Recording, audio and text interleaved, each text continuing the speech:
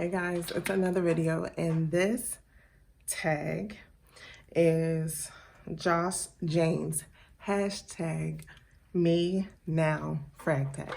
So what this tag is about is fragrances that we like now that our younger selves would not have gone for at all. And so I thought that was so funny because yes, our taste changes, our noses change. And so what I was into maybe back in the day was probably more just fruity florals. And yeah, it was just pretty much fruity florals. Like some of my faves were Gucci Envy Me, if any of you remember that one. I loved Lola by Marc Jacobs. I remember that was a huge deal, getting that beautiful bottle with the flower top. And I liked BB fragrances when the store BB was out. I think now they sell them in Marshall's. Victoria's Secret Pear Glacé. I know you all remember that one. And then there was Bath and Body Works Pear Berry. Like, I love that. I would get the sets. That was my favorite. But now I think I would say that I generally like amber florals or amber florals. So kind of still in that fruity floral realm, but putting some ambers and woods and things of that sort in it to give it some substance and not just so airy, but giving it some richness, some depth, something to stick to you and stand out. So fragrance that I like now that I wouldn't have liked before is Guerlain Santal Royale. So this actually is one that I got a small size of. I guess this is 15 mils. Yeah, this is 15 mils. I got this because it's a very strong scent and not one that I need a full bottle of. Like, I would only wear this occasionally, and I haven't quite put that big of a dent in this. But this particular fragrance I got because I was interested in Jo Malone's Rose and Oud, I think it's called, and I was in love with it. But then that rose on me became pretty vintage, and I did not like that one. I haven't smelt it recently, but when I was trying it out, that wasn't my thing. So I did get Santal Royale by Guerlain, and I just loved it. Like, I think it's just a perfect oud floral or oud and rose fragrance. This has added notes of cinnamon, peach, sandalwood. There's a little bit of leather in it, amber and musk, but it keeps the oud sweet, and it's this is one when you want to be bold and badass.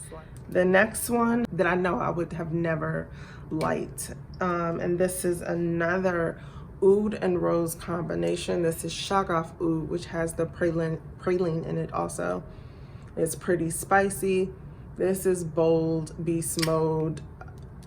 I'm still a little challenged by it, but it's delicious for what it is. Shagaf Oud. The next fragrance, and I think Joss and I had a lot of common fragrances or notes that we just know as our younger selves would not have liked at all. So this is Rihanna's Rebel Fleur, and definitely when I had this before, or knew of it before I should say, this was more of a warm floral. So even when I got it, it was a bit challenging for me. Now it's not as warm because I do know that there's that coconut in this. There's other seductive fruits like plum and peach. But this has the coconut and violet in it that brightens it up a bit. And there's vanilla, patchouli, amber, and musk in this. So this has these seductive notes to it that makes this not your average celebrity scent. I think Joss may have had one of these on her list as well. And this is Gucci Bloom. Initially, Gucci Bloom hated Gucci Bloom. I was like tuberose and warm. It was just too warm. Like I'm not into, like I was not into warm florals. Again, I wanted this bright and kind of airy and more pretty and cutesy and flirty, and this is just, was just too deep. Now I love it. This is a 2020 release by Albert Marias. And there's jasmine, sandback in this, tuberose, ylang-ylang. And so this particular version of Gucci Bloom has solar notes in it. Musk, sandalwood, benzoin, woodsy notes, and auras. So this, I love it. And this beautiful yellow lacquer bottle absolutely helps. I just think it's gorgeous. It's a gorgeous, sweet tuberose that rocks my world. And when I was really into it and wearing it a lot, I felt like it got a little, what's the right word? Grungy? Got a little deeper and a little darker.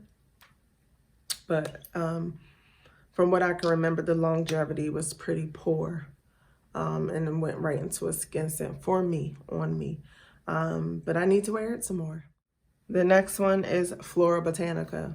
Younger me, green, aromatic rose fragrance, like absolutely not. Anything green kind of reminded me of grass and allergies. So I would not have done that. But now, even more recently, I found it a slight bit challenging, but now I like it. I like it a lot. I feel like you are dainty, romantic in a garden. So Flora Botanica, I love it. The next one would be Musk Ravageur. This, for me, is the category of spicy amber animalic fragrances. This, anything spicy just really wasn't my cup of tea. Like I cannot do the spicy.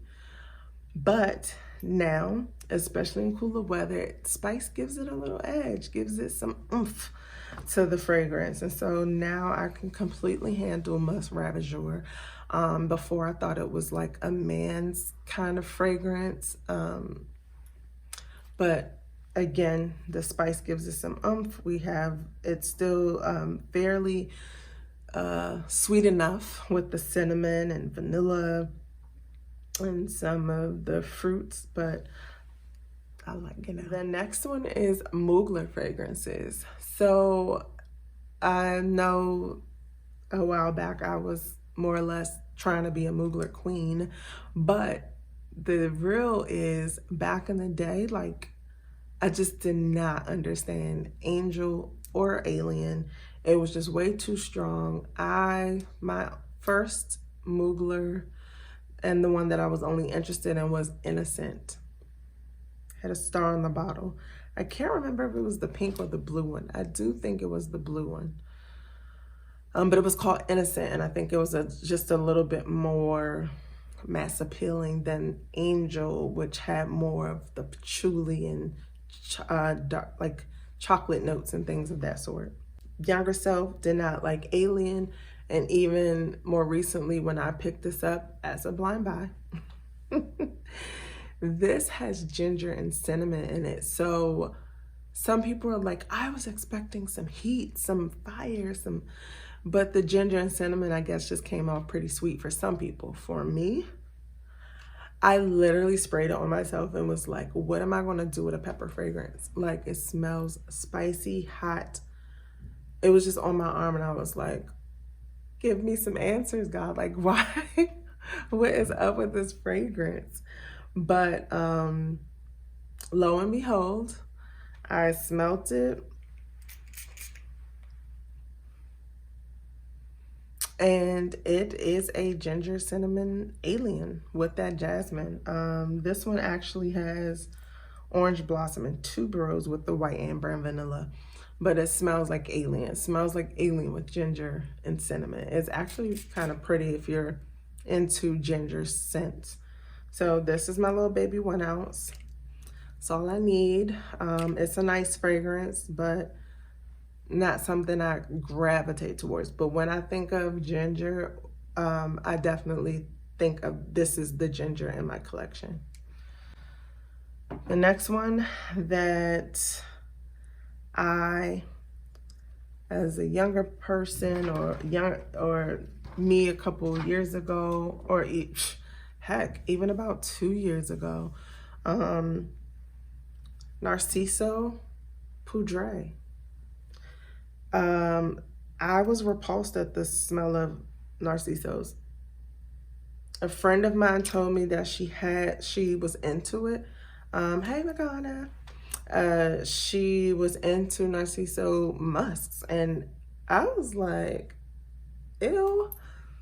These musks kind of just had like almost like a body odor kind of smell to it. But as I smelled more and more and learned more about musks, I was like, okay, I get it. I kind of like it. It's actually kind of fresh. This Poudre it's classified as a woody floral musk with jasmine, rose, orange blossom, cumin, cedar, vetiver, and patchouli. So it does have more of a powdery vibe to it, but it's fresh and soft and pretty. So I think of it as like a blanket out of the laundry. It's super pretty. It's clean and put together. I just felt like it was more suited for a mature woman that just liked, clean, simple, minimalistic fragrances. The next and the last fragrance that not too long ago, my younger self, or even 2 years ago, because 2 years ago I mark it as me starting this fragrance journey of really like going deeper than just, I don't like that, or I like that, or I don't like that, I like that. Like, let's figure out what it is that we like, what notes, what combination of notes, in what forms, and what ways, and what is it that we dislike. So 2 years ago, I would not have liked this fragrance, which is Jour d'Hermès. Yeah, that fragrance. So this one is like a citrus floral. We could say fruity floral, but for me, fruity floral would have been a sweeter floral with sweetened by fruits like strawberries and berries and things of that nature. This is more of a citrus. So you have grapefruit at the top. There is lemon and watery notes with white flowers, gardenia, green notes, sweet pea, musk, and woody notes. So this isn't one that I gravitate towards per se, but I do like having this freshie in my collection. I think those kind of bright citrusy notes settle into the musk of the flower notes and woodsy notes and musk.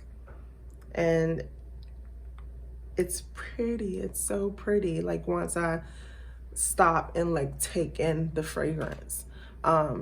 It's not one of those, I like it first sniff, I spray it, you move with it and realize how pretty it is.